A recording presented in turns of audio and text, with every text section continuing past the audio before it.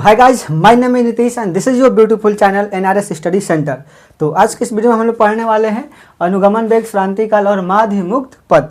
ये टॉपिक हम एकदम डिटेल में जानने वाले हैं। यहाँ से बोर्ड एग्जाम में किस प्रकार से क्वेश्चन पूछा जाता है और कंपटीशन में कैसे क्वेश्चन पूछा जाता है, ये सब कुछ एकदम डिटेल में जानेंगे। तो बस इस वीडियो में लास्ट तक बने रहिएगा। ये प्रॉमिस कि यहाँ से आपको कोई दिक्कत होने वाला नहीं है। हम अनुगमन वेग का फार्मूला भी जानेंगे, प्रूफ भी करेंगे क्या अनुगमन वेग का फार्मूला होता है।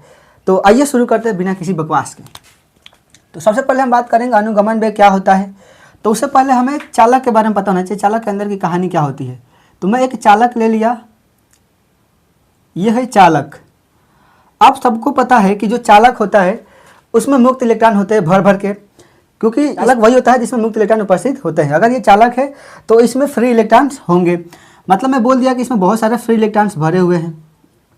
बहुत सारे फ्री इलेक्ट्रॉन्स क्या है, फ्री इलेक्ट्रॉन्स भर भर के हैं। देखिए चालक के अंदर जो होता है ना, ये जो फ्री इलेक्ट्रॉन्स होती है ये सेल से बाहर होते हैं, और ये बाहर जो टेम्परेचर होता है उस टेम्परेचर की वजह से ये जो इलेक्ट्रॉन्स है ये घूमते रहते हैं चालक के अंदर रैंडम वेग से। ठीक है, जैसे मान लिया कि ये जो घूम रहा है इधर जा रहा है, ये u1 वेलोसिटी से शुरू में, फिर ये इधर जा रहा है u2 वेलोसिटी से, फिर इधर जा रहा है u3 वेलोसिटी से, फिर ये जा रहा है इधर, कोई इधर भी जा रहा होगा।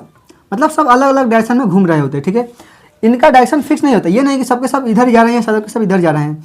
अभी अगर इस चालक में कोई मैं बैटरी नहीं लगाया हूँ, अगर इस चालक के बाहर कोई बैटरी नहीं है, तब ये जो इलेक्ट्रॉन्स हैं वो रैंडम मोशन करते हैं। कोई इधर जा रहा है, कोई इधर, कोई इधर, कोई मौसी के यहाँ, कोई नानी के यहाँ, कोई चाचा के यहाँ, कोई चाची के यहाँ। मतलब कोई एक फिक्स डायरेक्शन में नहीं घूम रहे हैं। ठीक है, सब अलग अलग डायरेक्शन में घूम रहे हैं। तो अगर मैं जैसे इसमें एक बैटरी कनेक्ट कर दूँ, मैं क्या कर दूँ, एक बैटरी कनेक्ट कर दिया मैं। तो जैसे ही बैटरी कनेक्ट किया तो यह है इसका प्लस टर्मिनल और यह है इसका माइनस। तो इस प्लस टर्मिनल के वजह से यहाँ पे क्या आ जाएगा, प्लस चार्ज, और इसके वजह से यहाँ पे आ जाएगा माइनस चार्ज। ठीक, कोई दिक्कत। अब जैसे यहाँ पे प्लस चार्ज, यहाँ पे माइनस चार्ज आया, तो इस कंडक्टर के बाहर, मतलब स्टार के बाहर एक इलेक्ट्रिक फील्ड स्थापित हो गया। ई क्या हो गया, बाह्य इलेक्ट्रिक फील्ड, बाह्य विद्युत क्षेत्र स्थापित हो गया। अब होगा क्या कि जितने भी इसमें इलेक्ट्रॉन है, क्या है, मुक्त इलेक्ट्रॉन, अब वो जो इधर उधर भाग रहे थे ना, वो सब के सब इधर भागेंगे। क्यों, क्योंकि इलेक्ट्रॉन है नेगेटिव चार्ज और इधर है नेगेटिव चार्ज, इधर है पॉजिटिव चार्ज। तो पता है कि नेगेटिव को रिपेल करता है और पॉजिटिव नेगेटिव को अट्रैक्ट करता है। तो ये जितने भी इलेक्ट्रॉन इधर उधर भाग रहे थे, ये सब के सब किधर जाएंगे, अब पॉजिटिव की तरफ। किधर भागेंगे, पॉजिटिव की तरफ, इधर। ठीक, अब सबके सब एक ही दिशा में क्या करेंगे, भागना चालू कर देंगे, इस पॉजिटिव प्लेट की तरफ, मतलब पॉजिटिव चार्ज की ओर, इधर। ठीक है, तो ये जिस वेग से, जैसे ही बैटरी से कनेक्ट किया, तो अब ये जिस सूक्ष्म वेग से ये दौड़ने लगे इधर की तरफ, उसी वेग को हम बोलते हैं अनुगमन वेग। अनुगमन वेग क्या होता है, ऐसे बोल सकते हैं, जोड़ने का अनुगमन है चालक या इसके बाहर बैटरी जोड़ने के बाद ही आई होगी, नहीं, शुरू में भी तो दौड़ रहे थे। तो शुरू में या बाद में जिस वेलोसिटी से चालक के अंदर ये फ्री इलेक्ट्रॉन्स घूमते रहते हैं, उसी को हम बोलते हैं अनुगमन वेग। या तो थर्मल एनर्जी की वजह से भाग रहे हो, या तो बाह्य इलेक्ट्रिक फील्ड की वजह से भाग रहे हो, कोई भी हो। ठीक है, तो जिस वेग से इधर भाग रहे हैं या जिस वेग से रैंडम मोशन कर रहे थे, उसी वेग को हम लोग क्या बोलते हैं, अनुगमन वेग। तो अगर अब आपको परिभाषा लिखना होगा तो ऐसे लिख सकते हैं कि किसी चालक के अंदर मुक्त इलेक्ट्रॉन जिस सूक्ष्म नियत वेग से भागते हैं या गति करते हैं, उस वेग को ही अनुगमन वेग कहा जाता है। कोई रॉकेट साइंस नहीं है, हमें अनुगमन वेग का परिभाषा नहीं पढ़ना है, ना ही पूछा जाएगा कहीं भी कंपटीशन या एग्जाम में। हमें मेन इससे फार्मूला से मतलब है। ठीक है, तो हालांकि मैं बता दिया अनुगमन में क्या होता है। इस चालक के अंदर कोई इलेक्ट्रॉन जिस वेग से भाग रहा होगा, इधर उधर या इधर सीधा, उस वेग को ही बोलते हैं अनुगमन वेग। अनुगमन वेग को हम दिखाते हैं VD से। किसे दिखाते हैं, VD से, ड्रिफ्ट वेलोसिटी, इंग्लिश में बोलते हैं ड्रिफ्ट वेलोसिटी। अब देखिए, अब हम समझेंगे श्रांति काल। क्या, श्रांति काल। अनुगमन वेग समझ में आ गया।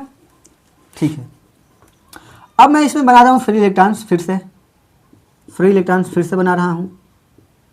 ठीक, अब पता है अगर इस चालक के ऊपर कोई बैटरी में नहीं लगाया हूँ, तब की बात कर रहा हूँ। ठीक है, अगर ये बैटरी नहीं है, अगर बैटरी नहीं है, तब क्या होगा कि रैंडम मोशन करेंगे, कोई इधर भागेगा, कोई इधर भागेगा, कोई इधर भागेगा, कोई इधर भागेगा, सबके सब अनियमित गति करेंगे इसमें अंदर। अब एक इलेक्ट्रॉन को अगर पकड़ूँ मैं, किसी एक इलेक्ट्रॉन को, तो इसमें बहुत सारे इलेक्ट्रॉन्स हैं। तो ये इलेक्ट्रॉन यहाँ जैसे गति करना चालू किया तो ये आपस में टकराते भी है। इलेक्ट्रॉन क्या करते हैं, ये इधर भागा तो कोई दूसरा इलेक्ट्रॉन होगा जो इसकी तरफ आ रहा होगा, तो ये आके से टकरा जाएगा। फिर टकराने के बाद इधर भागा, इससे टकरा गया, फिर इधर भागा, फिर से टकरा गया। यानी कि इसमें आपस में ये कोलाइड भी करते रहते हैं, इलेक्ट्रॉन टकराते भी रहते हैं। तो मान लो कोई इलेक्ट्रॉन है यहाँ पे, वो किसी इलेक्ट्रॉन से टकराने के बाद फिर पुनः दूसरे इलेक्ट्रॉन से टकराने में जितना टाइम ले रहा है, मतलब इस इलेक्ट्रॉन से टकराया और फिर तुरंत इस टकराने के तुरंत बाद जिस इलेक्ट्रॉन से टकराने में जितना समय लेगा उस टाइम को ही बोलते हैं श्रांति काल। श्रांति काल क्या होता है, फिर से एक बार, एक इलेक्ट्रॉन दूसरे इलेक्ट्रॉन से टकराने में जितना समय ले रहा है इस समय को ही क्या बोलते हैं, श्रांति काल। यानी कि किसी इलेक्ट्रॉन को क्रमागत दो टक्करों के बीच, क्रमागत बोल रहा हूँ मैं, ठीक है, इससे टकराया, इसके जस्ट बाद किससे टकरा रहा है और उस टकराने में कितना टाइम ले रहा है, that is called relaxation time. अब समझते हैं माध्य मुक्त पथ, मीन फ्री पाथ किसी को क्या बोलते हैं, माध्य मुक्त पथ क्या होता है समझिए। फिर वही बात, अगर मैं यहाँ से बोलूँ कोई इलेक्ट्रॉन इसे टकराया और फिर इसलिए जितना दूर जाने के बाद मान लो यहाँ से यहाँ तक जाके इसे टकराया, तो दो इलेक्ट्रॉनों के बीच, टक्करों के बीच जो दूरी होती है उसको बोलते हैं माध्य मुक्त पथ।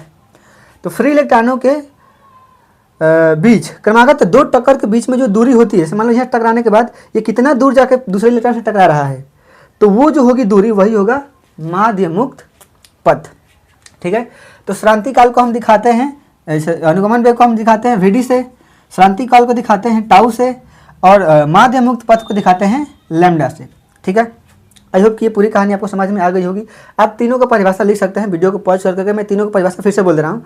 अगर कोई पूछेगा कि माध्य अनुगमन वेग किसे कहते हैं, तो अनुगमन वेग क्या होता है, किसी चालक के अंदर मुक्त इलेक्ट्रॉन जिस नियत वेग से घूमते हैं उस नियत वेग को ही अनुगमन वेग कहा जाता है, ठीक है। दूसरा श्रांति काल, श्रांति काल का परिभाषा कैसे देंगे, तो किसी चालक में मुक्त इलेक्ट्रॉनों के क्रमागत दो टक्करों के बीच लगा समय को ही श्रांति काल कहा जाता है, कोई दिक्कत। तीसरा लिख लो माध्य मुक्त पथ, माध्य मुक्त पथ क्या होता है, मुक्त इलेक्ट्रॉनों के क्रमागत दो टक्करों के बीच दूरी को ही माध्य मुक्त पथ कहा जाता है, ठीक है, नोट कर लिए। अब हम समझेंगे अनुगमन वेग का फार्मूला, अनुगमन वेग श्रांति काल और माध्य मुक्त पथ में संबंध, ठीक है। तो पहले हम बात करेंगे अनुगमन वेग श्रांति काल और माध्य मुक्त पथ में क्या